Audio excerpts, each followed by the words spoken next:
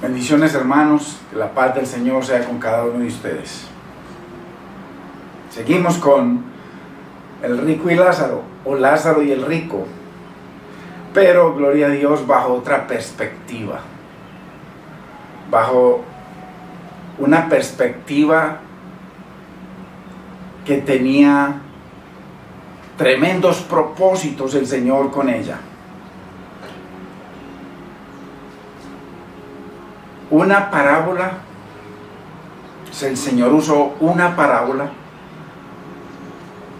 pero ahí mismo les aplicó proféticamente lo que el Señor les iba a decir, lo que estaba sucediendo y lo que iba a acontecer escatológicamente en los postreros días de la antigua alianza o del antiguo pacto, o en la consumación del tiempo del antiguo pacto, o en los últimos días del antiguo pacto. A eso se refieren todos eso que tiene que ver con últimos días, días postreros días, al final de los días, el último día, la última hora. Dice Juan, en primera de Juan dice que están en la última hora.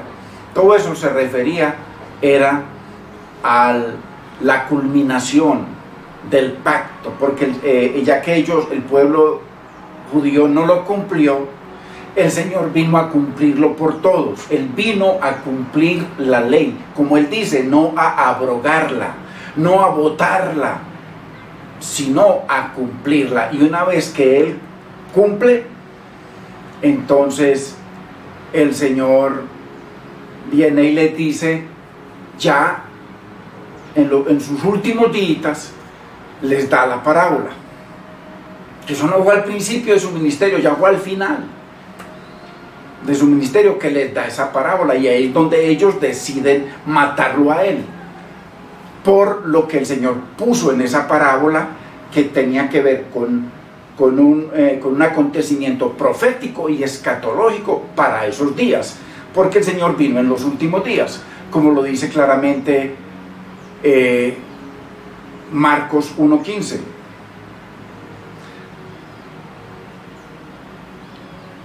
Y muchos otros versículos, pero Marcos 1:15, cuando les dice, el tiempo se ha cumplido. ¿Cuál tiempo?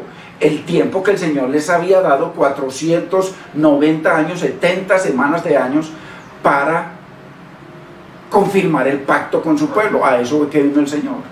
Entonces, cuando dice el tiempo se ha cumplido, es porque el único reloj de Dios era el Mesías. El único reloj de Dios era el Mesías. Esta es otra enseñanza escatológica que vamos a traer. Porque los pastores le hemos asignado erróneamente de que un Israel por allá en el Medio Oriente es dizque el reloj de Dios. Y aquí dice claramente que cuando vino el cumplimiento del tiempo, Dios envió a su Hijo, nacido de mujer y nacido bajo la ley, para que redimiese a los que estaban bajo la ley, porque ellos no la podían cumplir. Él la cumplió y así los podía redimir. Gálatas 4:4. Entonces, y en Marcos 1:14-15, el Señor les dice que cuando vino el tiempo se ha cumplido. El reino de los cielos, que es lo mismo, mire que es exactamente lo mismo que les dice el Señor en Lucas 16:16. La ley y los profetas llegaron hasta Juan, eran hasta Juan. Ahí se cumplió el tiempo. Lo mismo que dice Marcos 1:15. Desde entonces, desde ese momento, cuando Juan desapareció, que lo mataron, lo mató el rey, entonces, desde entonces les es anunciado, les es predicado el reino de Dios, que es lo mismo que dice Marcos 1:15.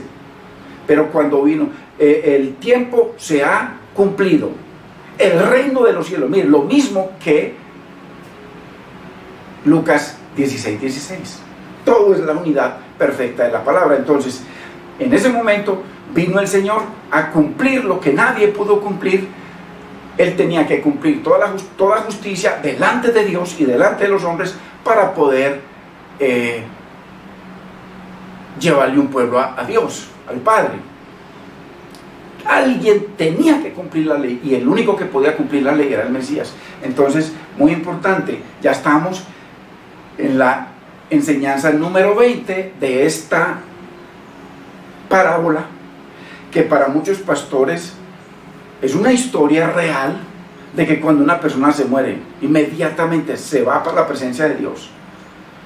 Habla de lo que pasa después de la muerte y toda cantidad de doctrinas que le han sumado a esto que no tienen nada que ver con eso, como lo hemos demostrado, 20 enseñanzas. Mire una por una, hermano y hermana, y usted va a ver por la palabra, verso por verso, lo que explica la Biblia, lo que traduce la Biblia. Acuérdese, en la carrera teológica se enseña, una de las materias es hermenéutica, y la hermenéutica tiene que ver con la interpretación, y una de las leyes de la hermenéutica o de la interpretación es que la Biblia interpreta la Biblia, y eso es lo que venimos haciendo nosotros, permitiendo que la Biblia se interprete a sí misma. Entonces estamos en la enseñanza número 20 de el rico y Lázaro y su perspectiva escatológica. Entonces vamos a leer el verso 27 de Lucas 16. En el nombre del Padre, de nuestro amado Señor y Salvador Jesucristo y de su Santo Espíritu. Señor, bendiga su palabra. Entonces le dijo el rico a Abraham, acuérdense, el rico vestido de púrpura y de lino, que tipifica la autoridad eclesial en Israel cuando el Señor vino. Tipificaba el Sanedrín, el sumo sacerdote, los ancianos, o sea, todo lo que dice Romanos capítulo 2, versos 17 al 24, que ellos eran los pastores, maestros y guías de Israel.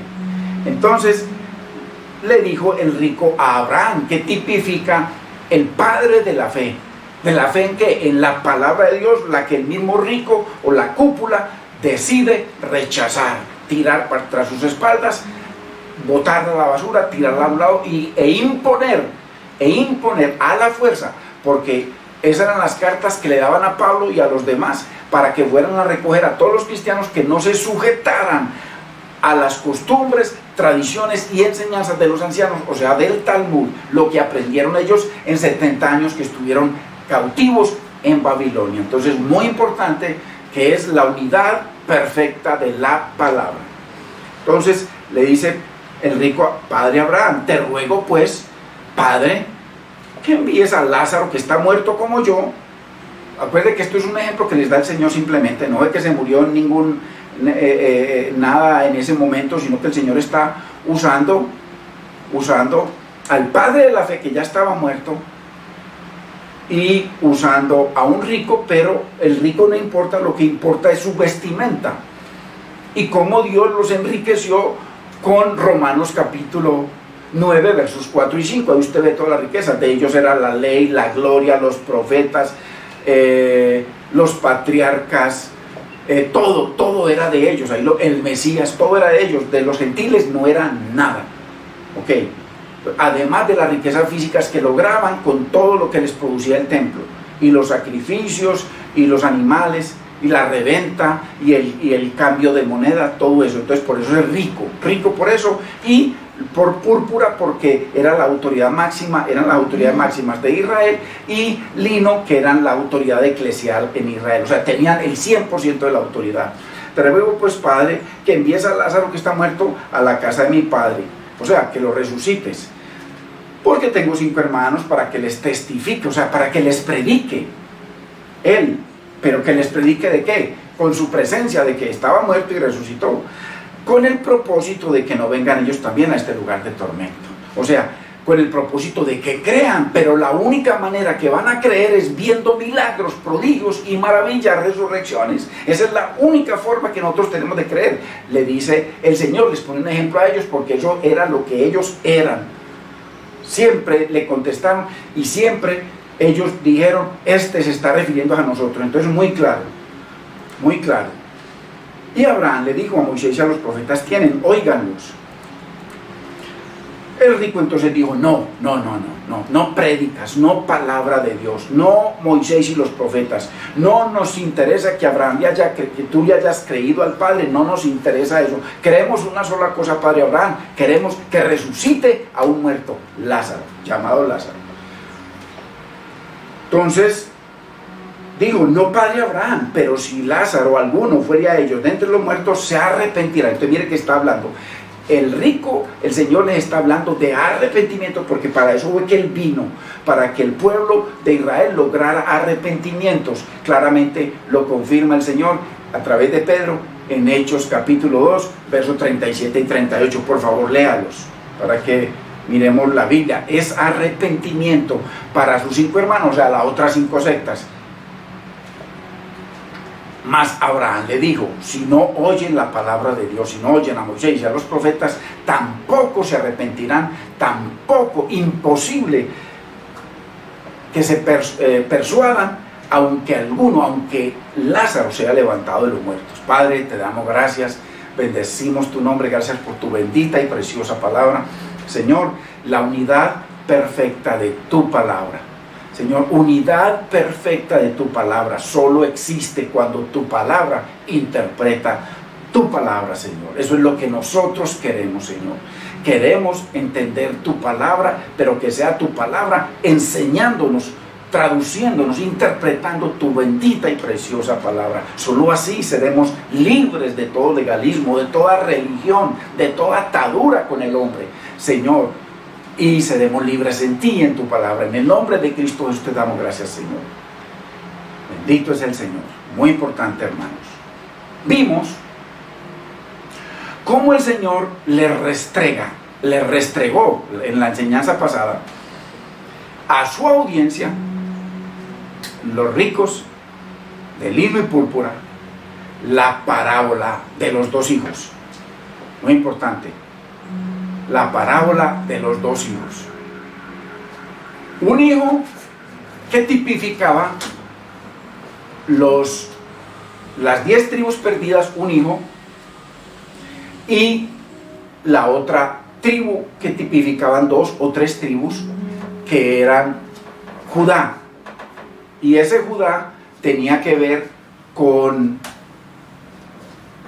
Benjamín y con Leví, porque allá estaban los levitas. Entonces, 2 hijos, se refiere a 2 hijos, ya lo explicamos. Y estos, Judá o Jerusalén, que matas a los profetas y que te apoderaste del templo, ese que es la cúpula, que esos eran los que tenían la autoridad para cuando viniera el Mesías, le dice, el que obedeció al hijo, porque el Señor le entregó un propósito a cada uno para que hiciera. Y entonces las 10 tribus, Efraín, o las tribus del norte, o Samaria, que es lo mismo, miren, 4 sinónimos, le dijeron al Señor, en el Antiguo Testamento le dijeron no, y se divorciaron del Señor, el Señor se desentendió de ellos. Pero cuando vino el Mesías, ellos fueron los primeros que le dijeron, aquí estamos. Como le dijeron a Pedro, ¿qué haremos después de que les predicó la palabra? Dijo, ¿qué haremos? Y dice, arrepentidos y convertidos, para que vengan de la presencia del Señor tiempos de refrigerio y el Señor les revele en sus vidas a Jesucristo. Entonces, pero a Judá le dijo lo mismo, ve y trabájame la viña. Y ellos le dijeron, sí Señor. Los otros le habían dicho que no, pero cuando vino el Mesías le dijeron que sí. En cambio, estos le habían dicho siempre que sí, que todos sí, que estaban esperando al Mesías, pero cuando vino el Mesías le dijeron no, y antes lo mataron y le mataron todos los propósitos de Dios. Eso es lo que pensaron ellos, que con matarlo se iban a quedar dueños de todo. Y el Señor les está mostrando aquí que lo que ellos creían era todo lo contrario. Proféticamente les está hablando, escatológicamente se iría a cumplir, y se cumplió a la perfección en el año 70. Todo fue destruido, no quedó nada, ni siquiera genealogía de ese pueblo, nada. ¿Por qué? Porque el Señor iba a establecer un solo reino. El Señor permitió que caminaran 2 reinos hasta el año 70. Un reino espiritual, porque eso era lo que estaba profetizado, no con ejércitos, ni con espada, sino con tu Santo Espíritu. Ese es el reino que vino el Señor a establecer. Cuando lo querían hacer rey, el Señor se les fue porque lo querían hacer rey físico de una nación física, y el Señor les dijo: no, mi reino es espiritual y la nación es espiritual, templo espiritual, sacrificios espirituales, todo es espiritual. Entonces, muy importante que entendamos la palabra, hermanos. Qué hermosura es entender la palabra y salir de tanto cuento y tanta mentira en la que nos han enredado y siguen enredando. Entonces, con mucha tristeza lo digo. Entonces, cómo el Señor le restregó a su audiencia, los escribas y fariseos. Su audiencia eran, inclusive si usted lo mira unos versículos antes, su audiencia eran, cuando le preguntan ahí en ese mismo capítulo de Mateo, le preguntan de Juan. El Señor le dice que con qué autoridad el Señor hacía eso, o sea, predicaba la palabra que venía del Padre y hacía las obras del Padre. ¿Con qué autoridad hacía esas dos cosas en las que vino Jesús? Vino en el nombre del Padre, con la palabra del Padre y con el poder y autoridad del Padre. ¿Con qué autoridad? El Señor les pregunta, ¿con qué autoridad? Entonces, les pregunta, dígame si el bautismo de Juan era del cielo o de la tierra. Eso es tremendo. Si Dios nos lo permite, lo vamos a introducir, usted va a ver la profundidad que hay ahí, que nunca nos la han explicado. Ojo, que hay ahí mismo en la Biblia. Entonces, muy importante. Y ahí, los que le preguntan eran los principales sacerdotes y los ancianos.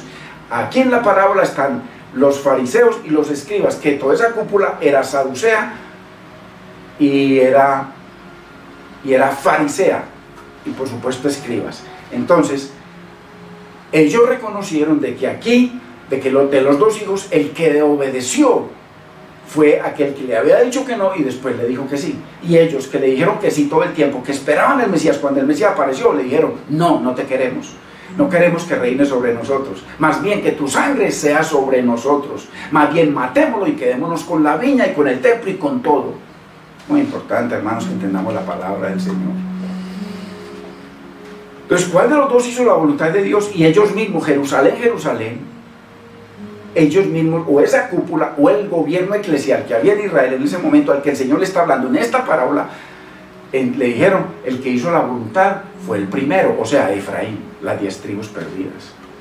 Muy importante. Por eso el Señor le restrega y le reprocha. Y vimos también de que como ellos esperaban al padre Abraham y le decían padre Abraham, pero ¿cuál padre Abraham? Ellos no consideraban a Abraham su padre, lo hacían, era con propósitos para defenderse, pero no más. Mire que le dijeron al padre de la fe, le dijeron: no nos interesa tu fe, y todo Dios lo puso en Abraham, en su fe y en su simiente, que era Cristo. Gálatas 3, 16, 17, por favor anótelo y aquí grábeselo, hermano y hermana, grabémonoslo, muy importante. Entonces, le dijeron al Padre que no. Entonces aquí el Señor viene y les dice en Lucas 13, 28, mire, 3 capítulos antes, les dice a ellos, que esa cúpula, que le decían al Señor que ellos eran hijos de Abraham, y que no habían nacido de esclavitud ni de prostitución, sino que eran hijos de Abraham. El Señor les dice, aquí en el mismo Lucas, 3 capítulos antes, ahí mismo les dice que ellos verían con sus ojos, que ellos verían a Abraham, Isaac y Jacob y todos los profetas en el reino de Dios, pero el reino de Dios estaba ahí. El reino de Dios era físico porque estaba en ellos. Le digo: ¿de dónde está el reino de Dios? Y dice: el reino de Dios no está por aquí ni está por allá, el reino de Dios está dentro de vosotros. Y el Señor les confirma de que el reino estaba cimentado en la fe de Abraham. Entonces lo que ellos estaban viendo, no solo al Mesías, sino a los discípulos que estaban viniendo al Mesías, incluyendo a Juan, ellos veían el reino de Dios en ellos. Muy importante, porque el reino de Dios tiene que estar en nosotros y se tiene que ver, y lo tienen que ver los vecinos y la familia y el esposo y la esposa, o si no, usted y yo lo que estamos es en una mentira religiosa. Y Dios no puede ser ni burlado ni engañado, hermano, por favor, no sigamos siendo tontos, hermano, que Dios no puede ser engañado. El reino se tiene que ver en su vida y se tiene que ver en la mía, siempre, Se tiene que ver. Por eso le digo que ellos verían. Entonces, muy importante. Y todos los profetas, y vosotros, ustedes, la cúpula, el gobierno, el rico, estéis excluidos. Muy importante. Ellos, ¿por qué? Porque ellos se consideraban buenos, ellos se consideraban justos y presentaban su riqueza como una confirmación irrefutable de la aprobación de Dios. Eso es lo que hacen muchos pastores hoy con sus grandes ministerios y sus templos y sus fincas y todo lo que compran. Que de ahí está el favor de Dios. Qué grave que pensemos así. Qué grave. Porque el Señor ya lo demostró. Porque en aquel día me diréis Señor, Señor. Porque Señor, hice esto, hice multiplicar. Uy, Dios mío, montamos iglesia en toda parte. Mas yo os diré, apartaos de mí. Entonces es muy importante que no tiene que ver con esas cosas que nosotros apreciamos tanto como las cosas materiales.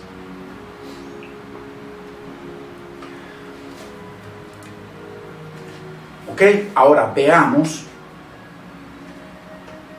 al Señor Jesús reafirmando su posición hostil, contraria, frente a ellos.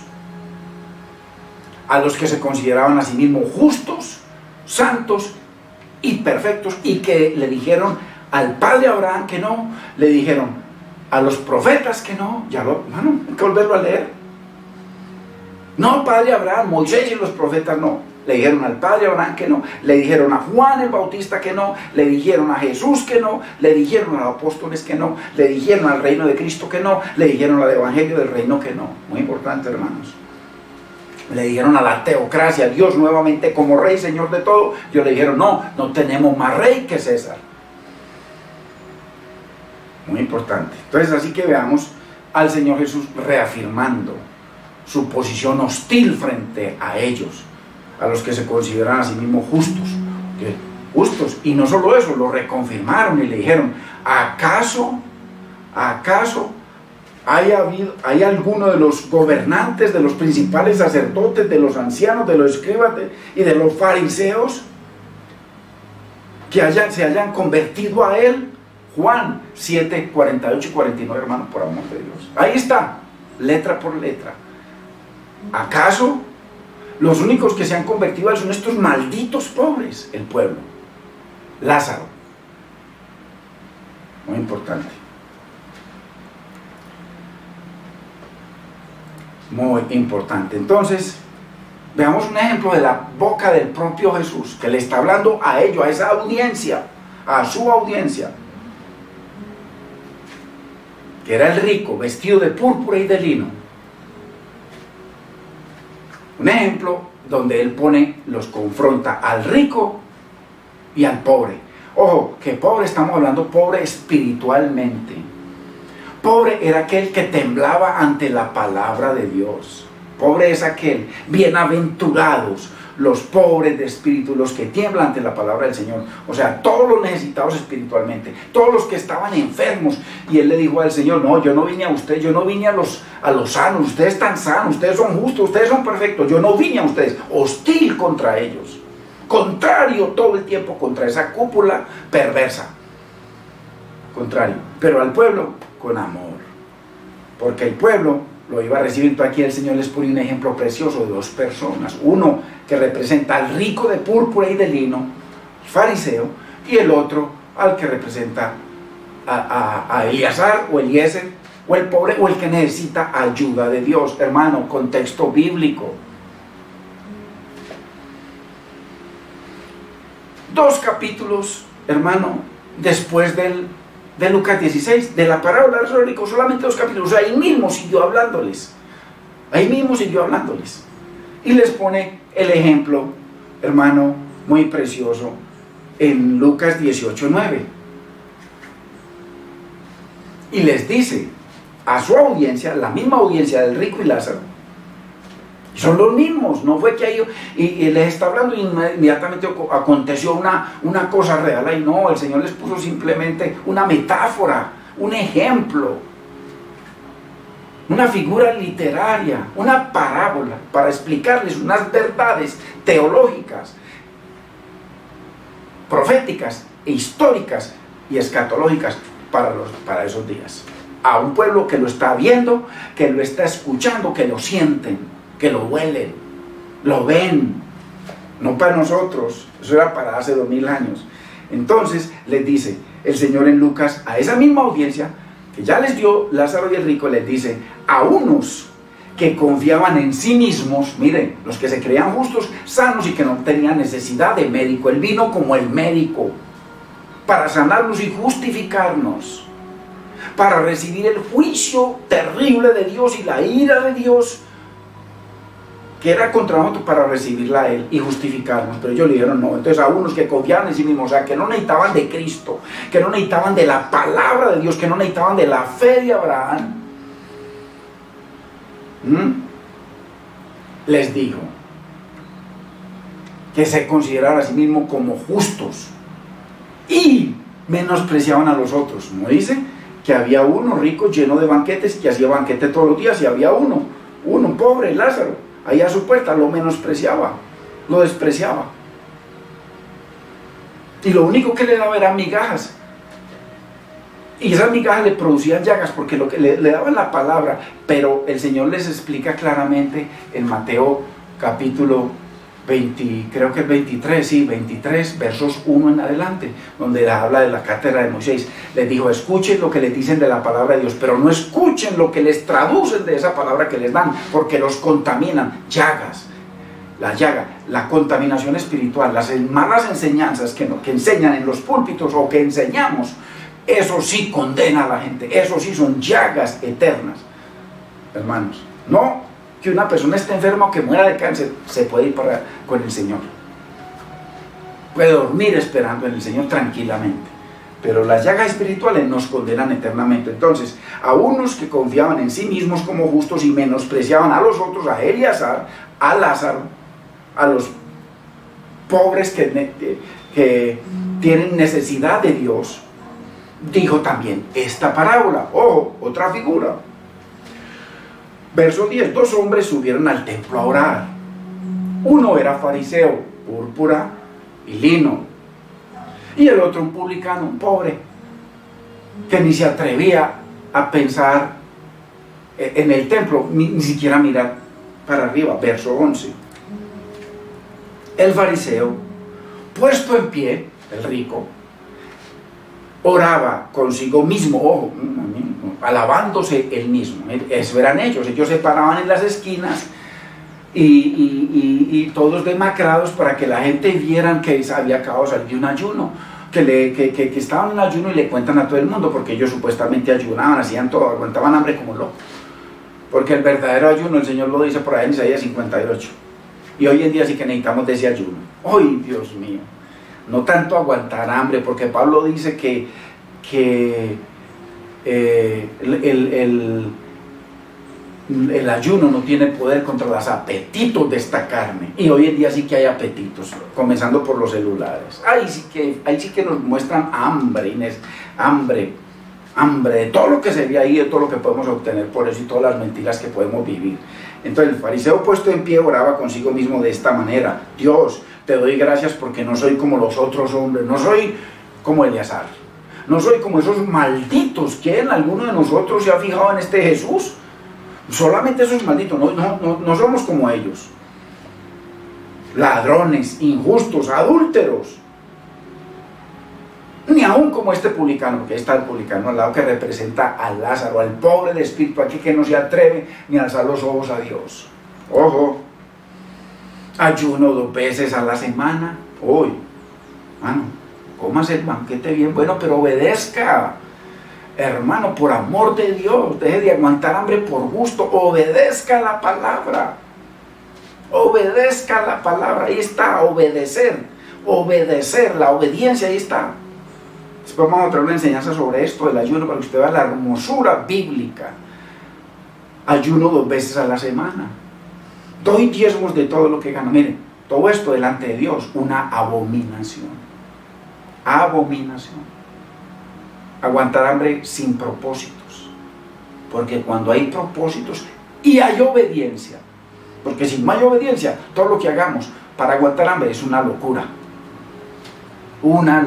delante de Dios, que es el más inteligente del universo. Mas el publicano, estando lejos, no quería ni aún alzar los ojos al cielo. Mire, pobre y humilde de espíritu, sino que se golpeaba el pecho diciendo: Dios, sé propicio a mí, pecador. Ojo, mire delante de Dios el uno cumpliendo cosas religiosas que le demanda la ley, que le demandan los pastores de hoy en día, que tienen especial mira a los que, ¿cuántos vinieron a ayunar ayer o antier? Aguantar hambre. Os digo que el pobre, el que tiene hambre y sed de justicia, el que tiembla ante la palabra de Dios, temblar ante la palabra de Dios, hermano, no aguantar hambre, temblar. Y si hay temblor, ¿qué? Y si hay temblor ante Dios y su palabra, y es guiado a ayunar, gloria a Dios. Ahí sí, ojo, que es con propósito, y más ante un Dios del cual no nos podemos burlar. Os digo que este descendió a su casa justificado antes que el otro, el rico de lino y púrpura, porque cualquiera que se enaltece será humillado, y el que se humilla será enaltecido por Dios.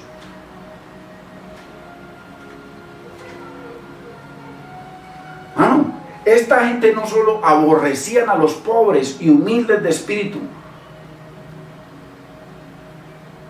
y al pueblo humilde, sino que también aborrecían a Jesús, como ya lo hemos visto por la palabra, verso por verso.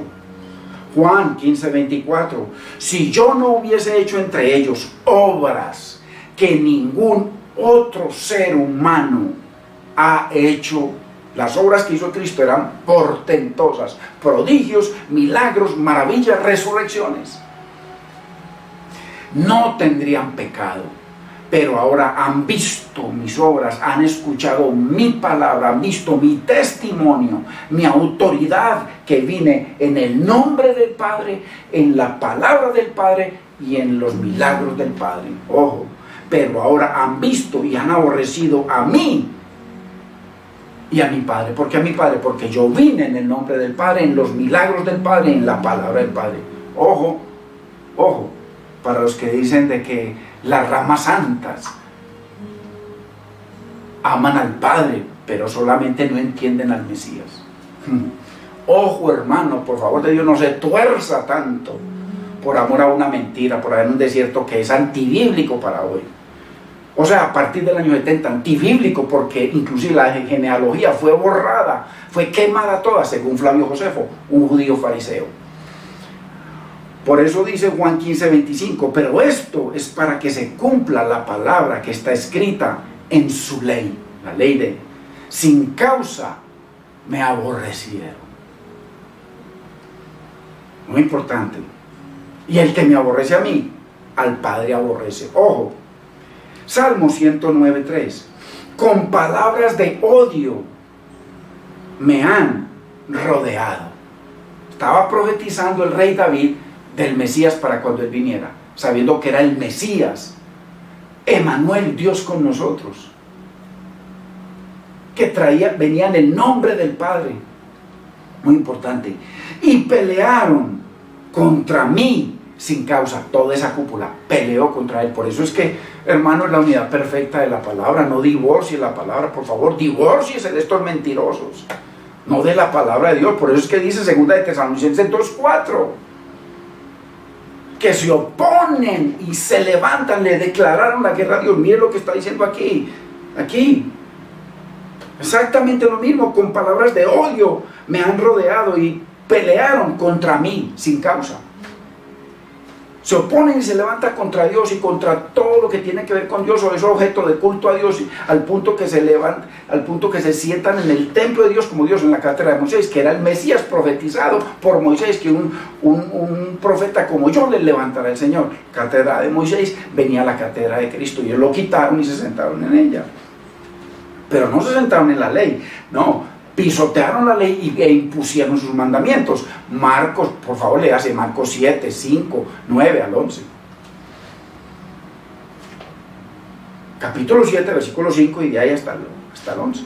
Hermano, por amor de Dios, con palabras de odio me han rodeado y pelearon. Toda esa cúpula eclesial, los pastores, maestros y guías del pueblo, que era esa cúpula de lino y púrpura, pelearon contra mí sin causa. Ojo, Salmo 2:2. Se levantarán los reyes de la tierra y príncipes consultarán unidos contra el Señor y contra su ungido, diciendo, ojo, príncipe no se refiere a países, se refiere a los príncipes del pueblo, muy llamados muchas veces así en el Primer Testamento o Antiguo Testamento. Eran 12 príncipes, las tribus, y aquí hay unos que se levantaron contra el Señor, ¿ok?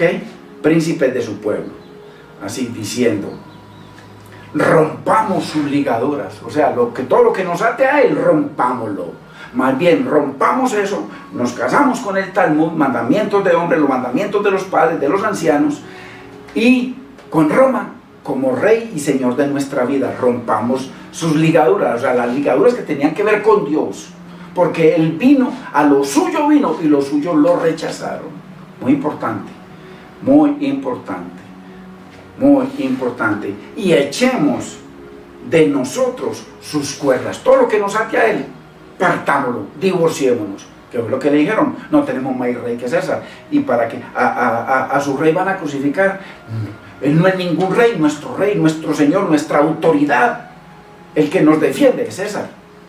Y para que veas de que no estamos hablando cuentos, que su sangre sea sobre nosotros, ojo, y no solamente sobre nosotros, también sobre nuestros hijos, al pie de la letra, año 70, muy importante, ojo, para esa generación, la generación que se trajeron, van 2000 años y sigue contando y seguirá contando eternamente, porque eso se cumplió a la perfección en el primer siglo, como lo estamos demostrando, como lo hemos demostrado, lo vamos a seguir demostrando verso por verso, pero cada vez más profundo, hermanos.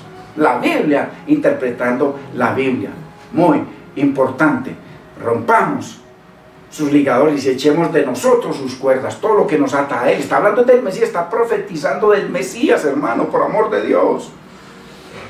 Dejen de defender esa mentira de hoy en día, que eso no existe, eso es antibíblico. Verso 11, servid al Señor. Estamos hablando del Salmo 2, un salmo mesiánico, totalmente del Mesías.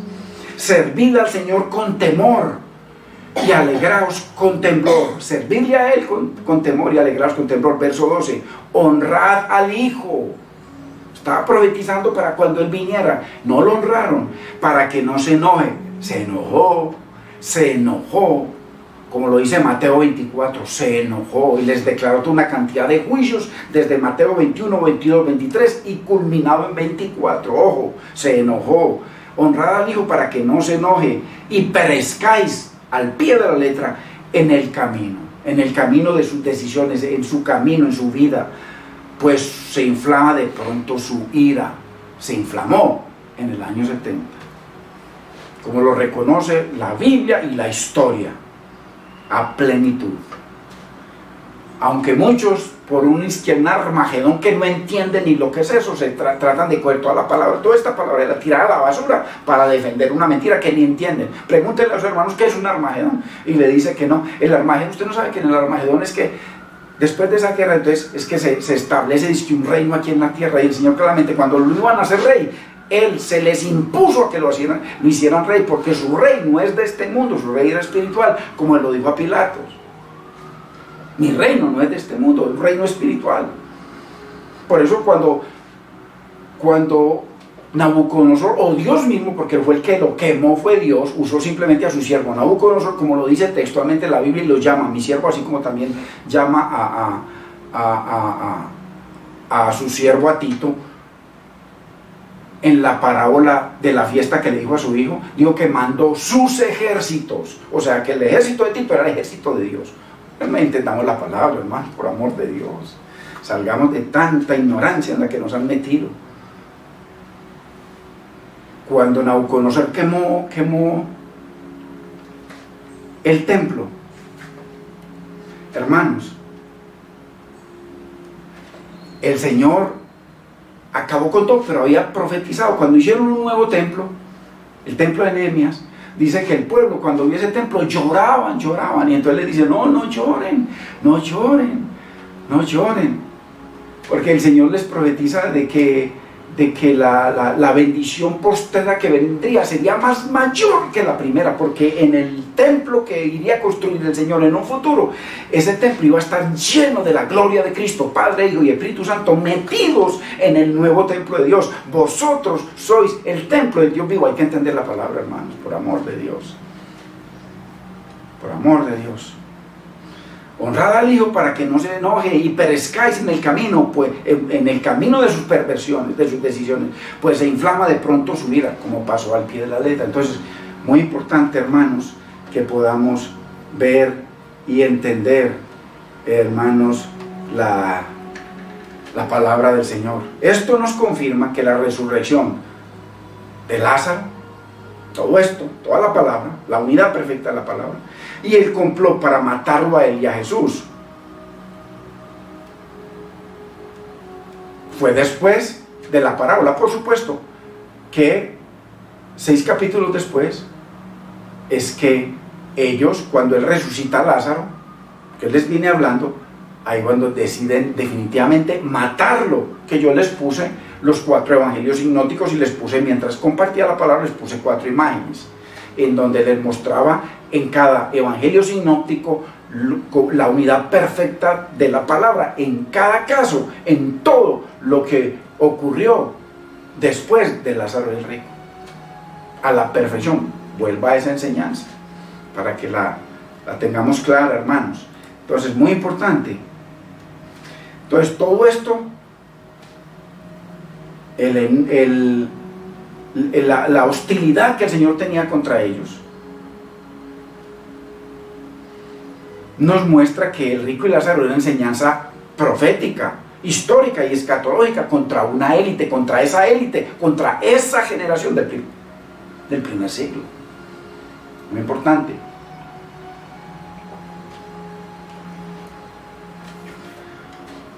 Y contra esa organización, que ellos eran la élite, el Sanedrín y todo eso, pero ellos formaron una organización que la llamaron judaísmo. Ojo, primer siglo.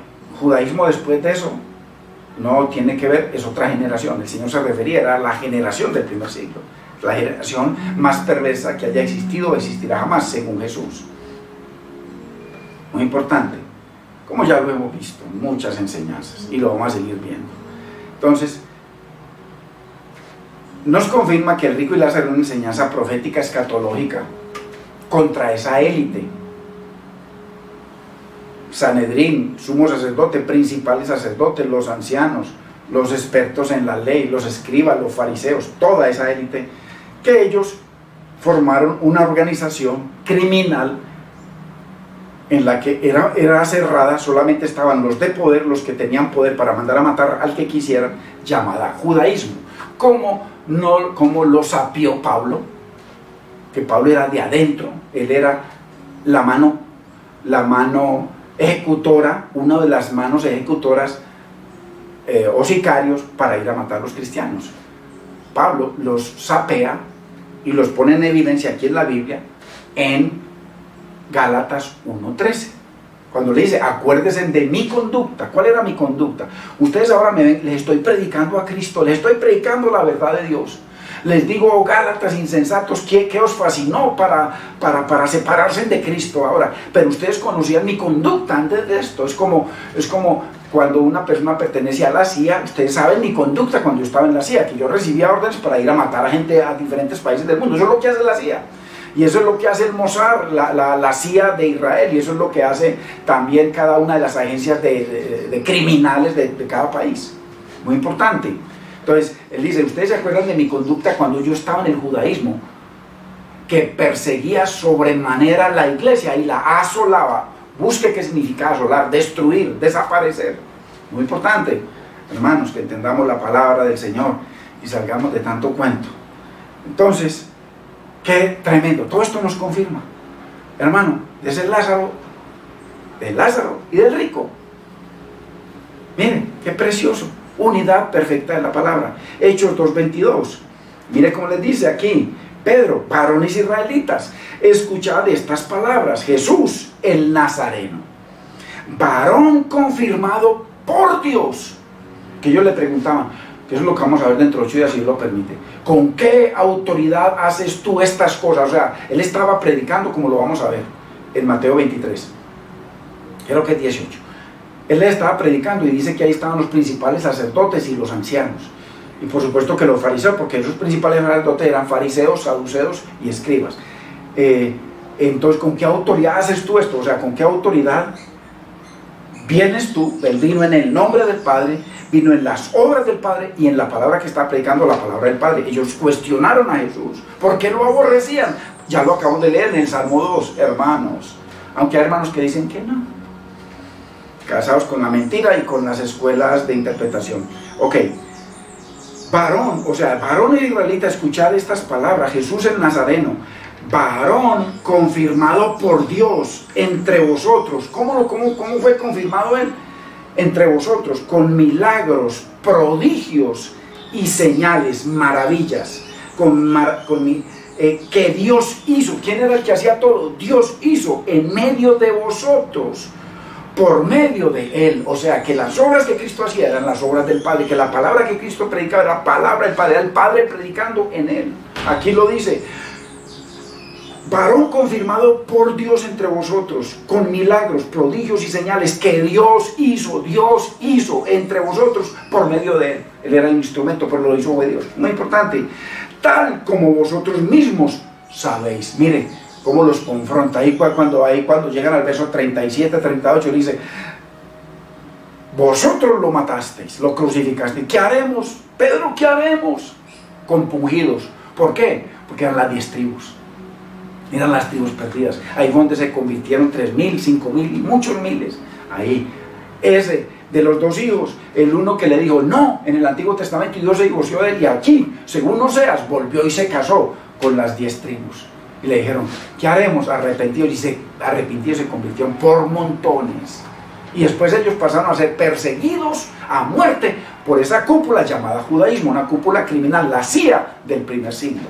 Que la CIA es una organización asesina criminal, igual como lo es el Mossad en Israel, que son unos asesinos, y como lo es las diferentes organizaciones, la KGB en Rusia, etc., y los chinos, y cada cual tiene su organización de asesinos. Así, exactamente. ¿Sí ven qué fácil? La Biblia, interpretando la Biblia. Varones israelitas, escuchad las palabras, escuchad estas palabras, le está predicando Pedro. Ya después de que le habían dicho que él era borracho, no, aquí lo que yo estoy haciendo es que lo que está cumpliendo en los postreros días, lo que predicó Joel. ¿Se acuerdan? Que escribió Joel, que profetizó Joel, que en los postreros días, léalo por favor, hermanos, ahí lo dice claramente, que en los postreros días, dicen que vendrá el Espíritu Santo y muchos comenzarán a hablar en otros idiomas. Ojo, no en cosas raras, en otros idiomas. Y ahí menciona 16 naciones, y cada nación los entendió a ellos en las propias palabras que hablaban los discípulos. ¿Por qué? Los apóstoles. ¿Por qué? Porque estaba hablando en unos idiomas que ellos reconocían. Muy importante. Entonces, esto fue lo que profetizó Joel, que en los postreros días, hace 2000 años, no, hermano, por amor de Dios, dejemos esa ignorancia atrás. Jesús el Nazareno, varón confirmado por Dios entre vosotros con milagros, prodigios, señales que Dios hizo en medio de él, que en medio de vosotros, por medio de él, tal como vosotros mismos lo saben. Usted lo sabe, no lo puede negar. Y se arrepintieron y se convirtieron. Ese fue el que le dijo que sí, de los 2 hijos. El otro, Jerusalén, la cúpula, el Sanedrín, los de púrpura, y le dijeron no, aunque lo esperaban como Mesías. Hechos 2:36, sepa pues ciertísimamente toda la casa de Israel, que a este Jesús, a quien vosotros crucificasteis, Dios le ha hecho Señor y Cristo. Rey, Señor. Busque si es rey o no es rey, la palabra Señor aquí, igual que en el resto del Nuevo Testamento. Por eso era que César, cuando les decían a ellos que negara a Jesús, que le negaran a Jesús como Señor, era como rey de sus vidas. Y el rey no admitió, el César no admitió, sino que él era el único Señor, y por eso los mataban. A los que están esperando que levanten otro Señor. Sepa pues ciertísimamente toda la casa, toda sin excepción, de Israel, toda, 12 tribus, que a Jesús a quien vosotros crucificaste, Dios le ha hecho Señor y Cristo. Cristo el Redentor. Cristo el Mesías. Así que esa cúpula debían haberse convencido por las profecías de Joel y de David, que les dice que en estos posteriores días, dice que profetizarán y soñarán sueños, y entonces dice en estos, que en los posteriores días, y Pedro les está diciendo, estos son los posteriores días de que habló, de que profetizó Joel. Entonces esa cúpula debió haberse convencido por las palabras de Joel y de David. Ahí, en el verso 20, a partir del verso 29 de Hechos 2, comenzó a hablar Pedro como si fuera David, de que Dios en cuanto a su carne le iba a levantar una simiente que se sentara en su trono, y es el mismo Mesías. Muy importante. Segundo, debían convencerse toda esa cúpula por el testimonio de los apóstoles como testigos competentes. Lo acabamos de leer, como ustedes saben. También deberían convencerse por el testimonio del Espíritu Santo, que había hecho en presencia de ellos lo que había hecho el día de Pentecostés y todo lo que había hecho durante el ministerio de Cristo, prodigios, señales y maravillas, como lo acabó de decir Pedro, lo acabamos de escuchar, hermanos. Que Jesús era el verdadero Mesías, el Cristo profetizado, el profeta, el rey y sacerdote, y que ese había sido exaltado a la diestra de Dios en los cielos. Esa cúpula debía convencerse. Por eso ve que mire que muchos miles de las tribus perdidas, y seguro que habían de otras, ahí el día de Pentecostés, porque ya estaban todos reunidos, se convirtieron al Señor. Que Jesús, el verdadero Mesías, había sido exaltado a la diestra de Dios en los cielos, investido con dominio, gloria y reino, como lo dice Mateo 28:18.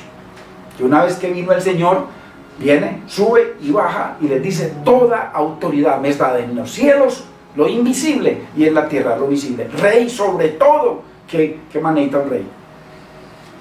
No, pero que están esperando que el Señor sea rey en no sé cuánto, y que reine solamente 1000 años, o sea, un día para Dios. Qué cuentos, hermanos, nos han enseñado, y sigue la gente, y sigue defendiendo. Claro, es que como todo eso se nos arraigó, hermano, antes es un milagro que yo me haya salido de toda esa mentira terrible. Así que Sanedrín, líderes religiosos y la élite, los teólogos, maestros, pastores y guías del pueblo de púrpura y lino sabían que él era el Mesías. Sabían. Aquí Pedro se lo reconfirma. Sabían. Ojo, en el mismo día de Pentecostés, mucho antes del año 70, donde vino la destrucción total, aunque el Señor permitió que caminaran 2 reinos paralelos. Ellos tenían el sobrenombre de judío, se apoyaban en la palabra de Dios, decían defender la ley de Dios, se gloriaban en Dios, se mofaban de que Dios era su Dios, no de nosotros. Por eso dice Romanos 9, 4 y 5, que de ellos eran israelitas, de ellos era la ley, los profetas, los patriarcas, Abraham, la gloria, las promesas, el Mesías, todo era de ellos, del pobre gentil, nada.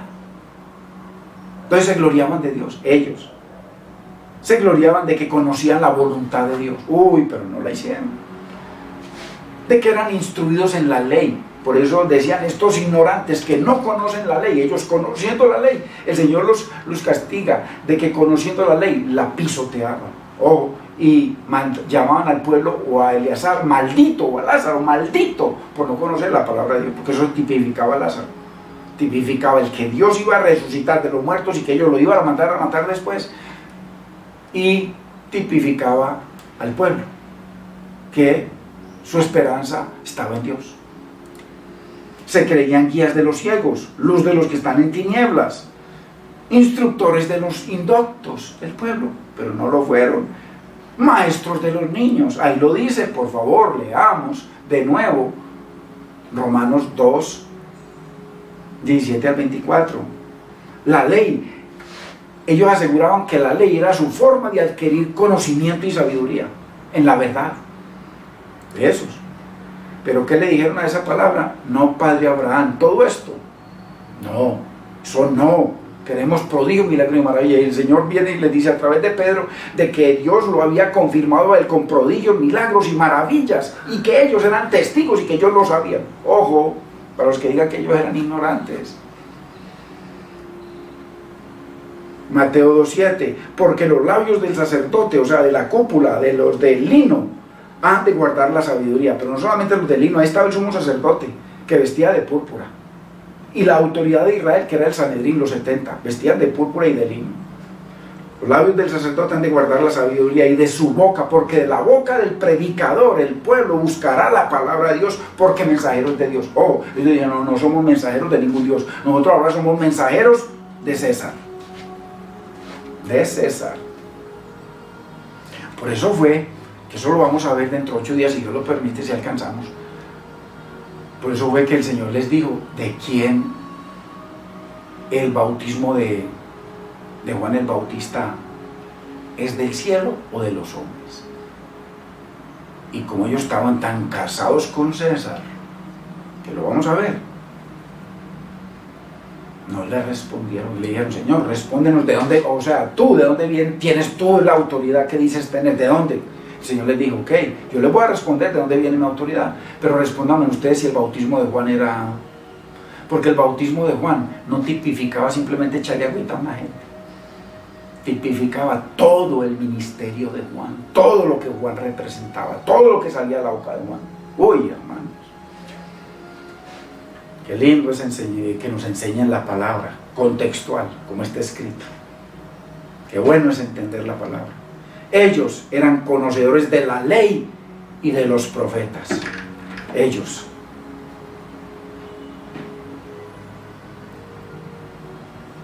La conocían tanto que se acuerdan cuando le trajeron una mujer que la cogieron en adulterio. Uy, estaba adulterando con ella misma.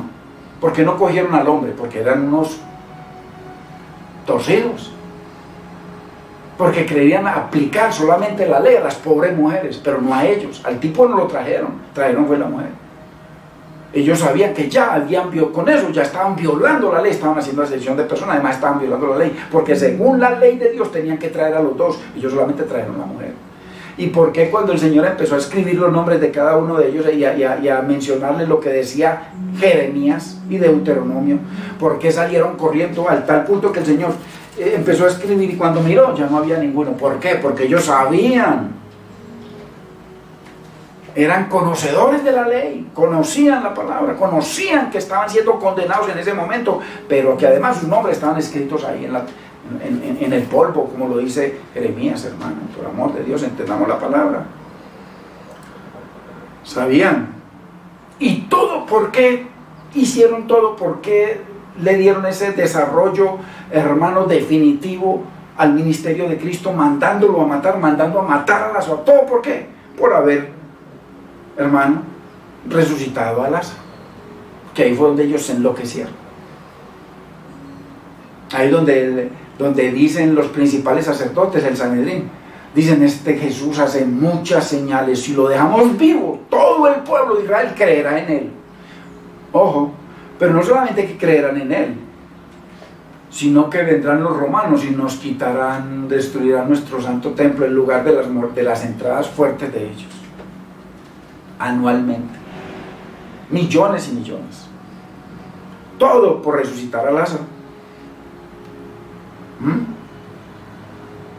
Para que los 5 hermanos se convirtieran, pero no se convirtieron. Vieron prodigios, vieron milagros y vieron maravillas, como lo acabamos de ver en Hechos capítulo 2, que Pedro les dice de que Jesucristo era varón confirmado por Dios con milagros, prodigios y maravillas hechos por Dios mismo a través de Jesús, y que ellos eran testigos y ellos lo sabían. Ojo, pero no creyeron a los milagros de Jesús, no creyeron que Él vino en el nombre del Padre y no creyeron a la palabra de Jesús, el Evangelio del Reino. Ojo, el Evangelio del Reino, que era el Evangelio, la palabra de Dios, que el Señor les dice en Lucas 16, ahí 3 versículos antes de darles, ahí mismo les está hablando el Lázaro y el rico, que les dice, la ley y los profetas vienen hasta Juan. Desde entonces, desde que Juan ya desapareció, les es predicado el reino de Dios por Cristo y por sus discípulos. Y ellos le dijeron, no queremos nada de eso. Es muy importante Hermanos, que entendamos la preciosa palabra del Señor. Con razón, con toda razón, les dice el Señor en Mateo 21:42. Puros juicios a partir de Mateo 21:1. De ahí para adelante. Jesús les dijo, ¿nunca leísteis en las Escrituras? Que ellos eran expertos en las Escrituras. La piedra del ángulo, Cristo. Esa piedra profetizada del Primer Testamento. Esa piedra que cayó y aplastó la imagen, y aplastó la montaña, aplastó todo y se convirtió en una gran montaña. Palabra del Señor. Nunca leíste en la Escritura, o le está hablando a la cúpula, a los de púrpura y lino. La piedra que desecharon los edificadores. ¿Quién eran los edificadores? Ellos, la cúpula. Esa piedra que ustedes desecharon ha venido a ser cabeza del ángulo, o sea, de la cabeza de todo ese ministerio, la cabeza del reino, la cabeza de todo, porque Él venía con toda la autoridad en el cielo y en la tierra. Ojo, y dice, el Señor ha hecho esto, Dios fue el que hizo esto, y es cosa maravillosa a ustedes, sus ojos. Y el Señor le dijo al sumo sacerdote, Jesús le dijo al sumo sacerdote, cuando le pegó, lo abofeteó, lo escupió y rompió el sacerdocio. Ustedes me verán cuando venga en la gloria de mi Padre. Pero ojo, que eso se cumplió a la perfección. Pero todo eso tiene que ver escatológicamente con todo lo que el Señor hizo en el Primer Testamento o Antiguo Testamento, para poderlo entender, que es lo que vamos a ver verso por verso, como para niños. Es cosa maravillosa entre vuestros ojos. Por tanto os digo que el reino de Dios será quitado de vosotros. Ojo, ahí todavía estaban en el año 33.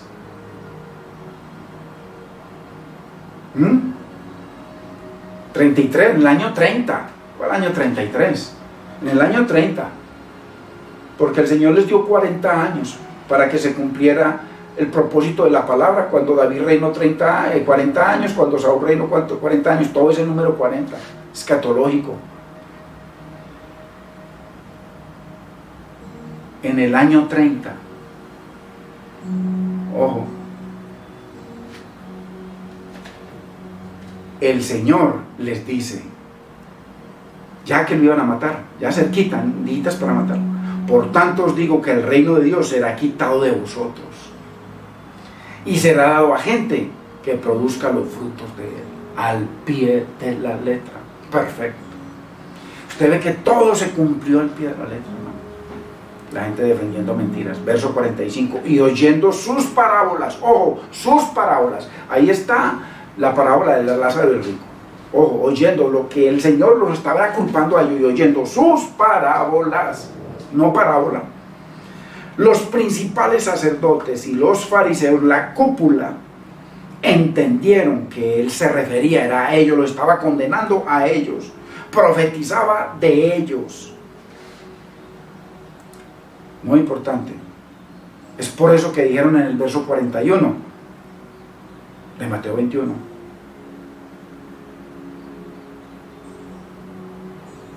Les dice a los malos, les dice, a los malos destruirá sin misericordia.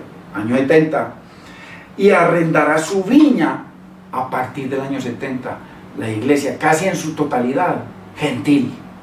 Para que usted vea que todo se ha cumplido a la perfección. Primero, la iglesia comenzó 100% judía en Pentecostés. Y para el año 70, cuando todo fue destruido, comenzó a crecer la iglesia, casi que absolutamente gentil, con unos cuantos judíos siempre. Muy importante, muy importante. A los malos destruirá sin misericordia, toda esa cúpula, y arrendará su viña a otros labradores, a los gentiles, que paguen el fruto a su tiempo.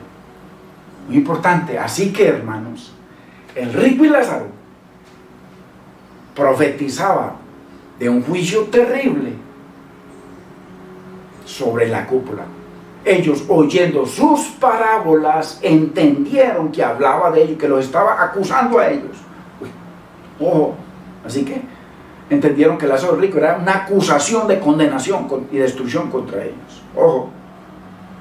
Así que el rico y Lázaro profetizaba de un juicio terrible sobre la cúpula, los de púrpura y lino, por rechazar el nombre de Dios en Cristo, la palabra de Dios en Cristo, el evangelio del reino de la gloria de Cristo y las obras de Dios en Cristo, como lo acabamos de leer en Hechos capítulo 2, verso 30 y tanto.